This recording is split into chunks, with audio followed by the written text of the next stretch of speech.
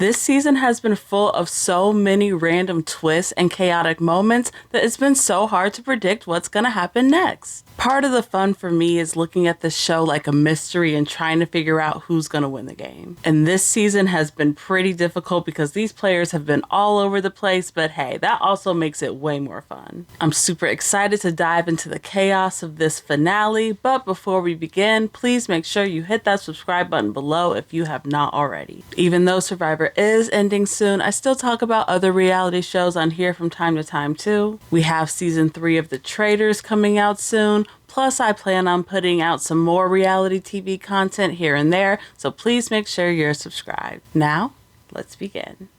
Of course, this episode opens up with the aftermath of Operation Italy. We see that Sue's pissed, Teeny's confused, and Andy is just trying to play dumb and acting like he doesn't know what the hell is going on. Now, the thing I found the most interesting about this segment was the Italy Alliance's attempt to bring Teeny over to their side and get her to target Rachel next. They do this by swearing up and down that whole Caroline vote was done on accident. And to my surprise, Teeny totally takes the bait here and is able to flip sides seemingly overnight. Now, on one hand, I do get that Rachel is a huge obvious threat right now. But on the other hand, Genevieve is just as big of a threat too.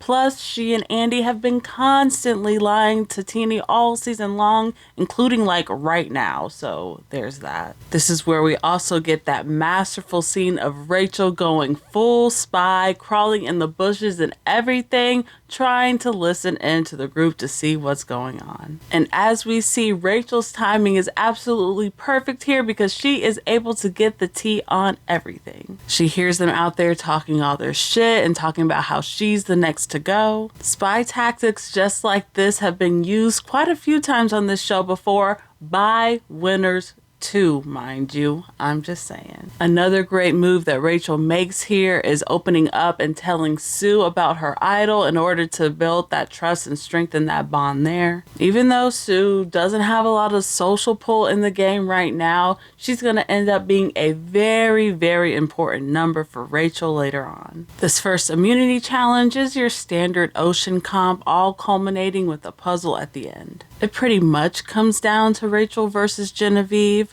but Genevieve ends up pulling out the win here and securing safety for herself. With Genevieve now officially safe to most of the camp, it looks like this next vote is going to be an easy one. Rachel is seen as the next biggest group threat, so she should be the next one out. But what the group doesn't know is that Rachel is secretly locked and loaded with a blocked vote and a secret idol. So Rachel is going to this vote with some safety nets, but she's still going to try to make a play with Andy. At first, she tries to see if he'll flip just one more time over onto her side, which, given Andy's track record, I really don't blame her for going that route. But when that doesn't end up working, she's gonna start to plant a few seeds. She starts off by saying the hard part out loud and telling Andy the same thing I've been trying to tell y'all all season. That even though, yes, Andy has made some moves in the game, still, none of the other players see him as a threat. From what I've heard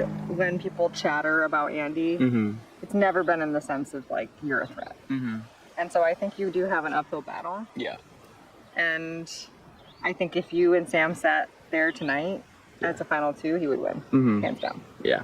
Again, I think Rachel initially starts planting the seed in order to get Andy to maybe make a crazy move and flip again, which doesn't end up panning out. But instead, it is going to start to mess with Andy's mind in some different ways. It looks like all Rachel's talking has gotten into Andy's head a little bit, and now he's starting to feel insecure about his game, which is going to lead him to start low-key bragging about his entire game to Rachel. At this point, Andy's pretty convinced that Rachel's going home, so this whole thing is a pretty blatant and obvious attempt to try to grab a last-minute jury vote. Which, look, don't get me wrong, obviously jury management is super duper important, but come on, don't make it that damn obvious. I do still somewhat appreciate this attempt from Andy, but as we see, it's just gonna end up hurting way more than it helps. During the next tribal council, Rachel ends up using her idol on herself, which of course course, no big surprise there. And on top of that,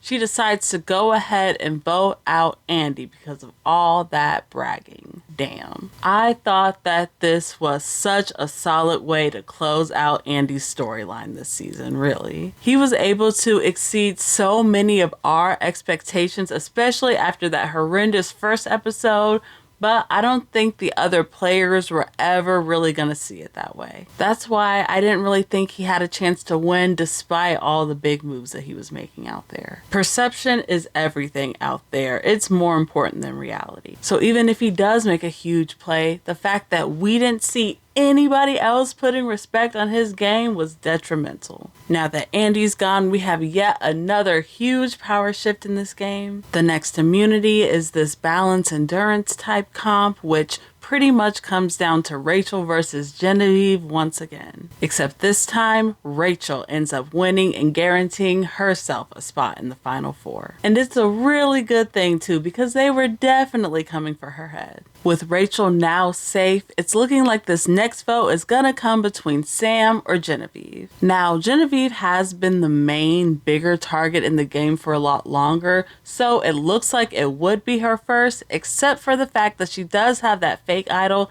that she could try to make a play with. Of course, Sam knows that this idol is fake, so he's going to try to put a stop to that before it even starts by letting Teeny know that the idol is indeed a fraud. I thought this was an excellent defensive move from Sam because it allows Genevieve to be looked at as more of a viable target. At this point, there's really no other choice but to throw your friend under, so I think that Sam picked a good time to do so. Now, what I wasn't expecting was for this idol rumor to cause so much panic and anxiety in this game. Nobody knows for sure if the idol is real or fake, even though Genevieve straight up confirms it herself. Teeny's running around like a chicken with their head cut off, reliving every single lie and story she's been told this entire game. It is all a mess, child. It's stuff like this that makes this game look so not fun. It just seems super duper anxiety inducing for them, but at the same time,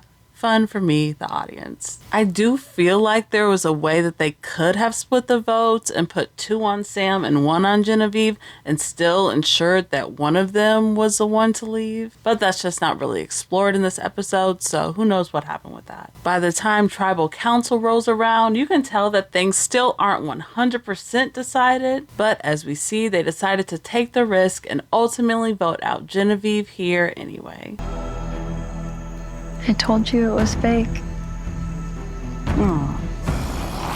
So sadly, we had to say goodbye to 2 very, very big players in this episode, Andy and Genevieve. I'd say they were 2 of the biggest strategic powerhouses all season long, even though they had very, very opposite games. Now that we are officially down to our final 4, I feel more confident than ever than Rachel is the one winning this game, right? I just thought this episode set her up so well to take home the win. In addition to all the good things I've been saying about her game for the past few weeks now, there was also this really good quote in this episode where she talks about having to play from the bottom to get what she wants and how she was actually a little excited to do that. People would assume that I would be down and upset about my place in this game.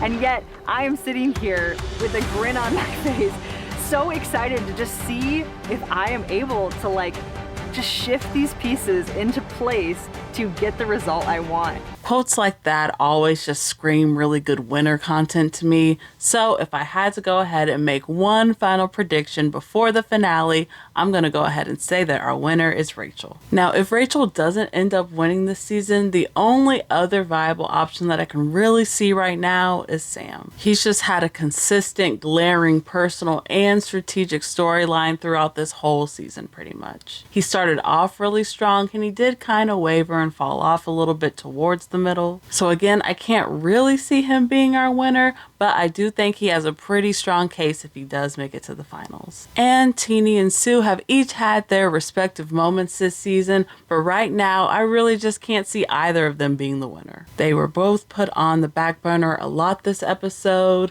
Teeny was shown to be really gullible, and Sue was kind of shown to be a follower. So if they did happen to make it to the end, I just wouldn't be surprised if they didn't get many votes. Now that we only have one more episode left this season, of course, I want to know, what are your final predictions? Who do you see being our winner of Survivor 47? Do you agree with me that it's going to be Rachel, or do you think it's going to be someone else instead? Let me know in the comments below. I know that there have been spoilers floating around the internet here and there, but I've been avoiding them, so I truly don't know what's about to happen. I know I don't have to always look at the show as such a mystery, trying to guess the winner and figure out who that's going to be, but I can't help it. I just think it's a lot more fun this way, okay? Of course, I'll be back here next week to recap our season finale with you all, but until then, bye.